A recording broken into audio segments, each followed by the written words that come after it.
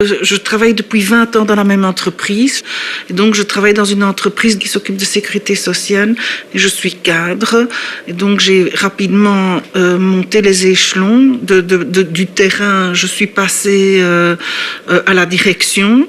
Et à ce moment-là, je me suis mis la pression parce que j'ai voulu remonter une situation catastrophique et faire, c'est ce que je dis toujours à mon service, vous êtes mon bijou et je veux donc que mon service soit vraiment un exemple et fonctionne bien. Et il y a eu aussi une grosse attente de mes employeurs qui voulaient que je remonte le niveau et tout ce que l'ancien directeur avait refusé, qu'on le concrétise. Et en 1 an et demi, j'ai travaillé comme une folle et mes collaborateurs aussi, ce qui avait une très grosse pression. Et je crois que c'est cette ambiance-là qui a généré le rêve que je vais raconter. Et j'ai rêvé, j'étais plus jeune, apparemment j'étais dans ma chambre. La maison qu'on habitait se situait près de l'aéroport de Zaventem. Et donc j'étais dans ma chambre, je regardais par la fenêtre, comme ce que je faisais quand j'étais petite. Et soudain, je vois un Boeing qui arrive dans l'espace de la fenêtre. Je me dis, c'est pas le trajet habituel. Et il vient vers moi. Et ce Boeing arrivait, je le voyais arriver vraiment sur la fenêtre, énorme, et il percutait la maison, et la maison volait en éclats, et moi j'étais dans les morceaux, je disais, je vais mourir, mais j'ai pas mal. C'est bizarre. Et puis, paf, je mourrais dans l'accident, ce qui est quand même rare dans les rêves, parce que d'habitude, on meurt pas, et ça fait déjà le 2e rêve où je meurs, et je me suis dit, tiens, ça doit être en rapport à cette énorme surcharge de travail, et je vais perdre la vie. Et régulièrement, j'ai l'impression que je donne tellement pour mon boulot que je vais mourir. En fait, c'était merveilleux au boulot, vraiment. Et il y a eu une intensification, mettons, vers 2011-2012. Et je me suis mis à rêver boulot depuis cette période-là. Et maintenant, comme je suis vraiment quasi en surmenage, c'est très intense aussi. Et il y a des périodes où je m'en souviens.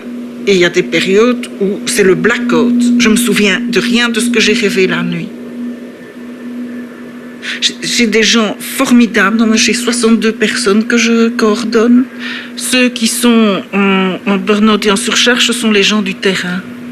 Parce qu'avec tout ce qui se passe avec les exclusions du chômage, il y a beaucoup de gens qui doivent être vus.